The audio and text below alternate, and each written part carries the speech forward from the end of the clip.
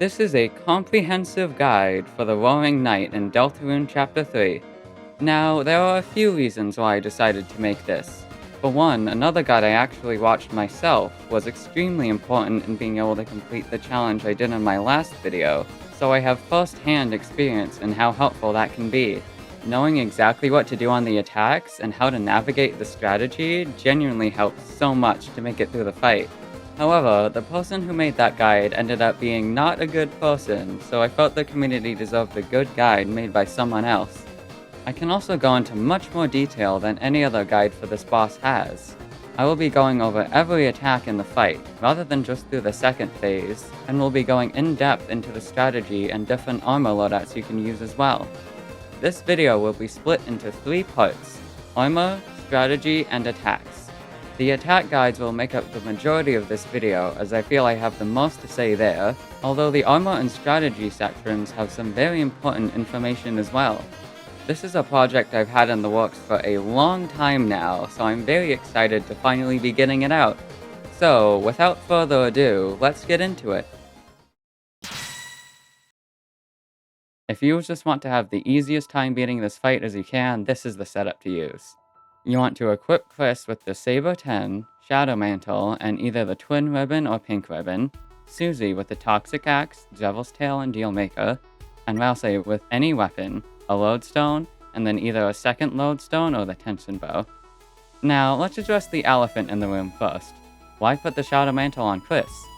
The key here is not Chris, but actually Susie. You want to equip Susie with both the Devil's Tail and Dealmaker to maximize the damage of the Rude Busters, so Chris is just the next best character to put it on. This lets them have a more supportive role, defending to gain TP and reviving the other characters as needed throughout the fight. The Shadow Mantle is obviously gotten from the S-Rank room side quest. If you don't know what I'm talking about, look up a different guide on how to do it. We also put the Twin Ribbon or Pink Ribbon on them for the extra graze they give, which is huge in this fight. They reduce your TP gain by about a quarter, but having one of them is still extremely worth it, especially when paired with the TP gain items we put on Rousey. Not 2 of them though. If you do that, you'll have your TP gain cut almost in half, which I cannot imagine could ever be worth it. The Twin Ribbon is preferable to the Pink Ribbon if you have it, as it has more defense, as well as a slightly larger buff to the graze area radius. The Pink Ribbon is gotten in Chapter 3 by talking to Ram after S-ranking Board 1, which you're already doing if you've gotten the Shadow Mantle. The Twin Ribbon can only be gotten by this point if you found both the Twin Ribbon and the White Ribbon in Chapter 2 and fused them with Malleus. Chris and Susie are just equipped with their best weapons, which can both be gotten from the vending machine in the Southern Green Room. As previously mentioned, Susie is equipped with both previous secret boss items to maximize her damage. If you're missing one or both of these, or chose the Devil's Knife over the Devil's Tail from Jevil, I'd say it probably is worth it to put the Shadow Mantle on her over Chris. By the way, if you do have the Devil's Knife, it would 100% be worth it over the Toxic Axe. It's much more powerful. As for Rousey, it doesn't matter what weapon he has, as he doesn't ever attack in this fight with the strategy we're going to be doing, and we just equip him with TP gain items to make sure we're able to get enough TP for Susie's Rude Busters. If you have the Tension Bow, another item that can only be gotten from fusing the right items in Chapter 2, use that over a Lodestone as it has a higher TP bonus. If not, just equip 2 Lodestones. They can be gotten from the vending machine in the main green room. Using this setup, it's possible to defeat the knight before they even get to the 3rd phase, meaning you don't have to go up against their hardest attacks. As for items, it's pretty simple.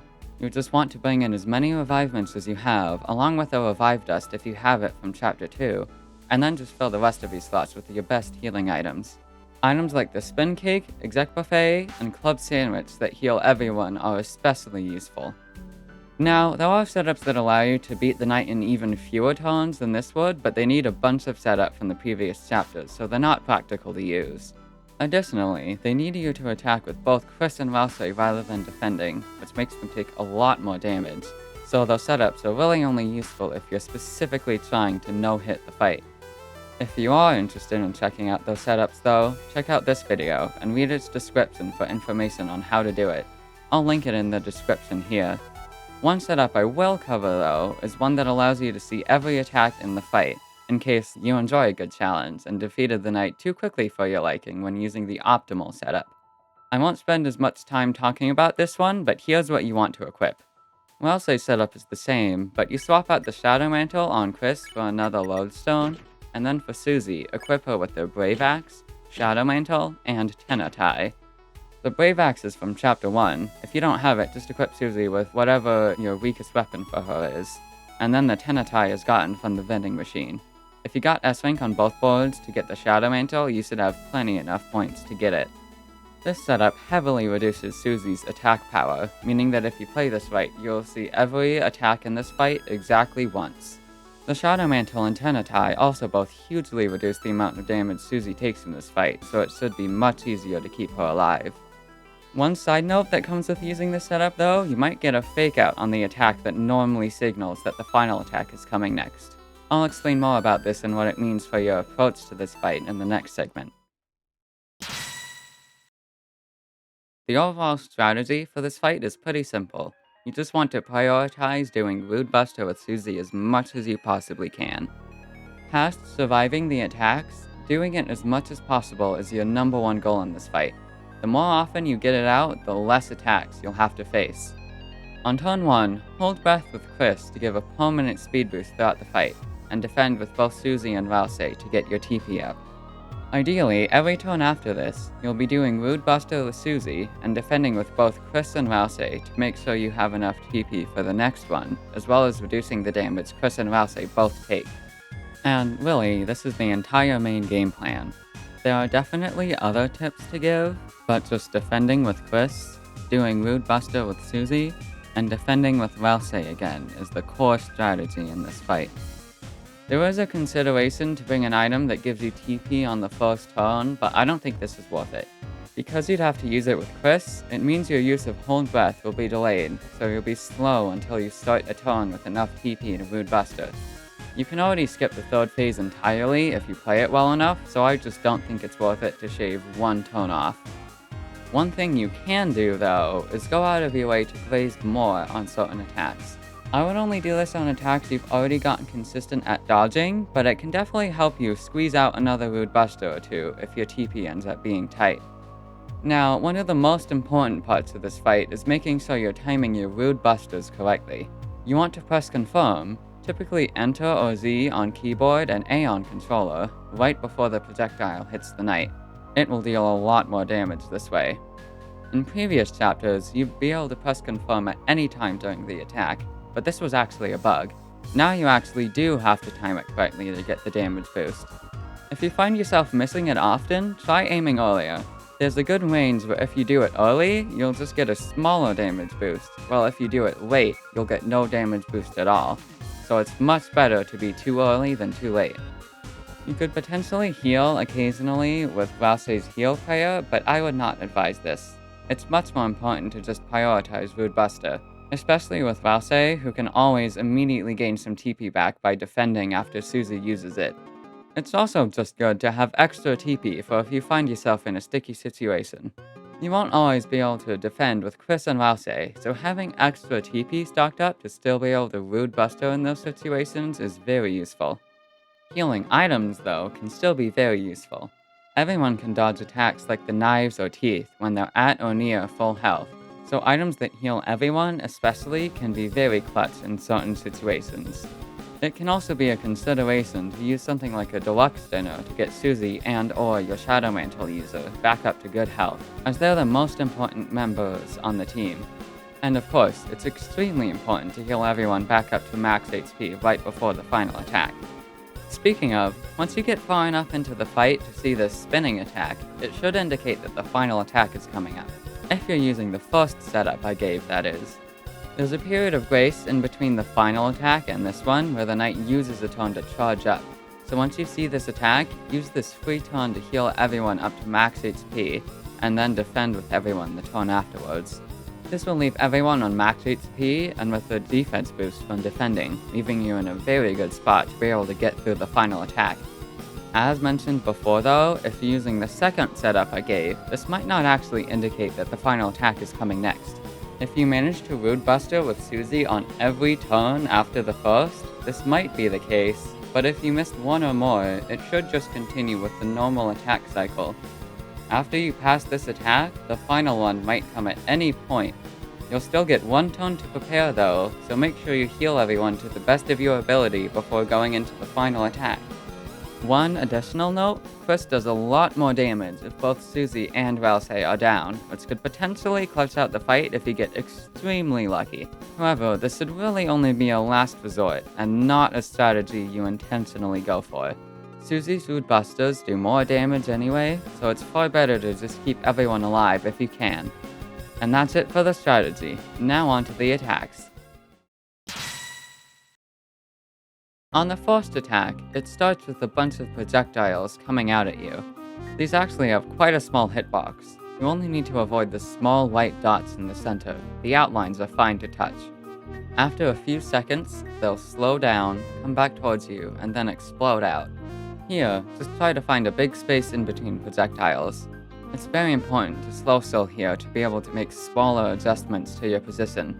You can do this by holding your cancel button while moving.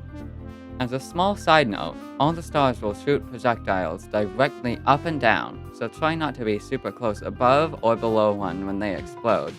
This is something that's rarely a consideration, but it has gotten me hit once or twice, so I figured I'd still include it.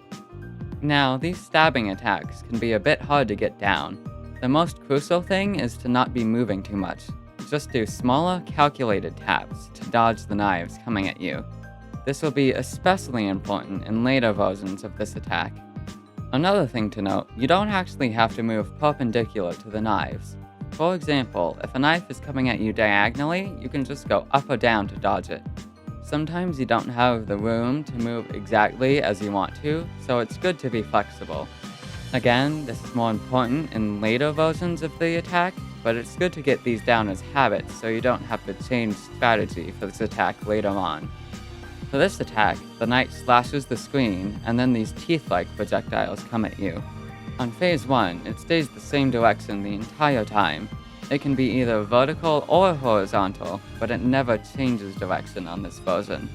To start, immediately go to one of the bottom corners. It doesn't really matter which one, but I personally prefer the bottom left. This is where you'll want to stay for the entire attack. Staying here means when the teeth start coming at you, you only need to focus on this set of 3. Aim to be in the middle of them. Not fully in the corner of the box, but in the middle of where the 3 teeth will be, and then go to the nearest spot where you can squeeze through them. I'm pretty sure there will always be a gap somewhere in these 3 teeth, so this would be all you have to focus on for the entire attack. Maybe aside from the rare situation where you see a closer gap near the middle, but generally, just focus on these 3. Also, side note, you can't get hit by the teeth from the previous attacks, even if you overlap with them from the box getting flung out again. Once they pass you, their hitbox is disabled, so you can ignore them. Just keep focusing on the next group of 3 teeth. Now for the sword corridor. The key to this one is not focusing on the soul, but instead on the right side of the screen. You want to anticipate the pattern rather than trying to react to it. This will make dodging this attack a lot easier. It might take a few tries to get used to exactly how delayed on the pattern you want to be, but once you do, it becomes very consistent. This might seem like an attack you slow soul for at first, but I actually found this hinders my ability to follow the pattern. I'd recommend just tapping up and down instead. If you end up starting to get hit here, don't panic. Just try to get back in the pattern and keep going. After a little bit, the knives will stop, form these red lines that indicate where they will go, and then fly at you. Just look for a space in between the red lines and move into it. This part used to be a lot harder, but the knife hitboxes got significantly nerfed, so it should be pretty easy to find a safe space as long as you react in time. This cross slash attack is pretty simple. To start, it'll do just one slash, which is very easy to avoid. Use this time to move towards one of the corners of the box. We do this because after the first slash, the next ones start focusing on the soul. So, if we put the center of it near the edge of the box, there will be a lot more space where you can dodge the slashes. You just want to continue moving back and forth between the edges of the box throughout this attack. One other tip, don't wait until you see the red lines to start moving. You'll get a feel for when they target you pretty quickly, Start moving to the other corner of the box at the same time as when they target you, rather than after you see the red lines. This will give you a lot more time to dodge the attack. Now on to the second phase. Before I get into the attacks, let me clarify something I wasn't sure about until I tested it myself. The knight moving on to the second and third phases aren't triggered by hitting a certain damage threshold, but rather always trigger after a set number of attacks. It doesn't matter how much damage you do to them, they will always rotate through all their first phase attacks once, then all their second phase attacks, and then move on to the third phase for the rest of the fight. We actually use this to our advantage with the first setup. If you deal enough damage with Root Buster, you can defeat the knight before they even move on to their third phase, which makes the fight a whole lot easier. The second phase version of this attack is nearly identical to the first. You use the exact same strategy, some of the projectiles that are shot out at the end are just a bit larger.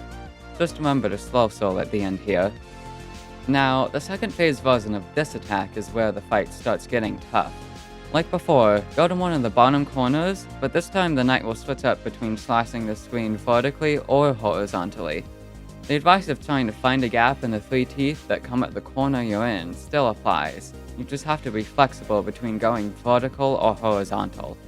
Additionally, it's important to note that the slash they make damages you if you're in the middle of it, so be careful of that.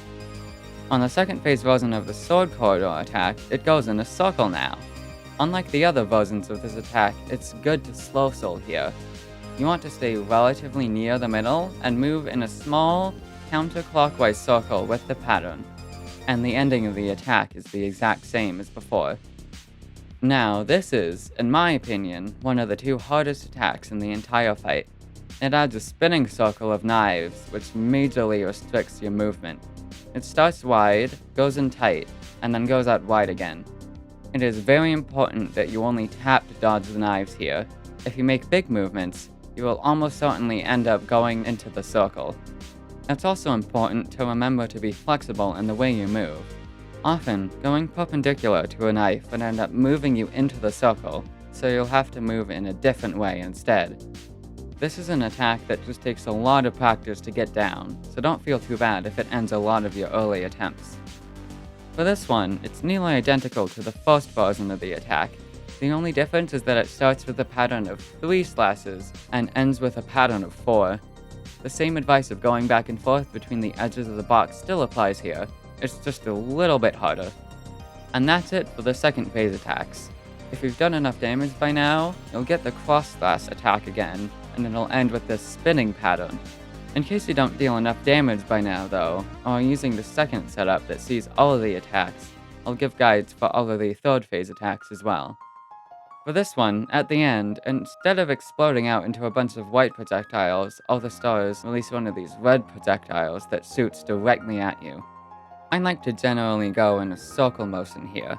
Sometimes clockwise, sometimes counterclockwise, whatever feels right in the moment, and just dodge the incoming projectiles as best you can. This attack is very random, so there really isn't any other advice I can give. It just takes a bit of practice to get used to dodging everything coming at you from angles you weren't expecting. Now, this is the second of what I find to be the 2 hardest attacks in the fight. In addition to slashing the screen horizontally and vertically, the knight can also slash it diagonally now. This means you can no longer just stay in one corner. Now you have to switch between them. I still like to try to stay in the bottom at all times, just switching between the bottom right and bottom left. If you do end up getting mixed up and find yourself in one of the top corners, just try to readjust the best you can. When the knight slashes diagonally, rather than a predictable set of 3, the attack pattern is very random. Sometimes there will be an obvious way to get around the teeth, while other times there will be a distinct 2 that you have to try to squeeze through. You really just have to improvise on it and react the best you can. One thing I found to be crucial is staying near the corner when it goes diagonal, not towards the middle. If you're too far from the corner, the box coming back will throw off your position like crazy, which will very likely just fling you into the projectiles. This attack is really tough, so don't feel bad if you get hit a lot here. I actually find the third phase version of this attack to be easier than the second phase one. There's no restriction on your movement this time, the knives just come at you very fast. So as long as you keep up with the pattern, you should be fine here. The tip I gave earlier of only tapping in the directions you need to is especially important here. If you try to do it in one fluid string of movement, you will almost certainly get messed up. If you do end up getting hit, try not to let it overwhelm you. It's very important to stay calm and just try to get back in the pattern again. Overall, this is a pretty simple attack. It's practically the same thing as Phase 1, just faster.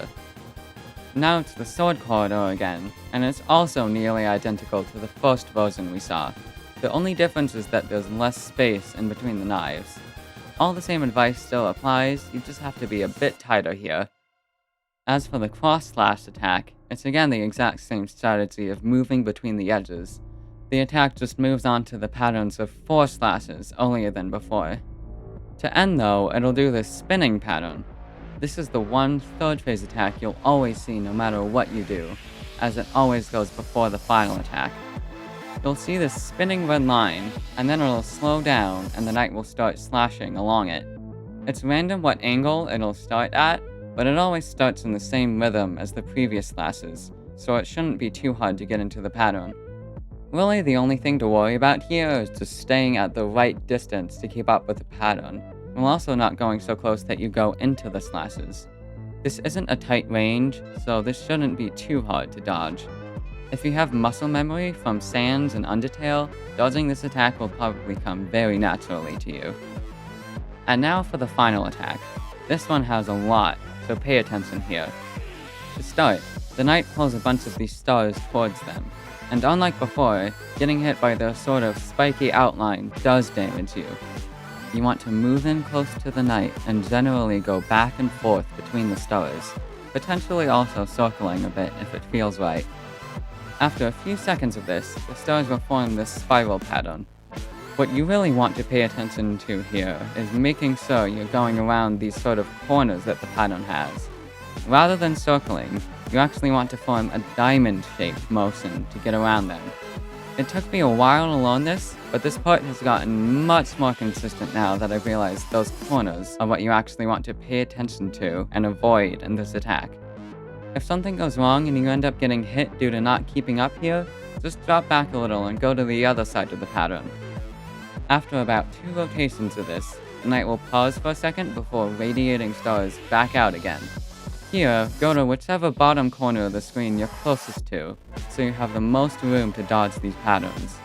You really want to hug the bottom of the screen here, to make sure you have as much room as possible to dodge the stars. After 7 waves of this, the knight will pull the stars back in towards them again, and they'll explode out into 6 projectiles like before. I would not recommend slow soloing here. The projectiles are much larger and go much slower than before, so you want to be able to make bigger, faster movements. Aside from that larger scale though, the strategy for avoiding this part is identical to before. Just look for a big space between the stars, make whatever adjustments you need to afterwards, and you should be fine. And then around the same time as the projectiles start disappearing, the knight will slash across the screen, ending the attack. This does have a hitbox, so just make sure not to get in the way of it. If you manage to make it through that, congrats! You've defeated the knight.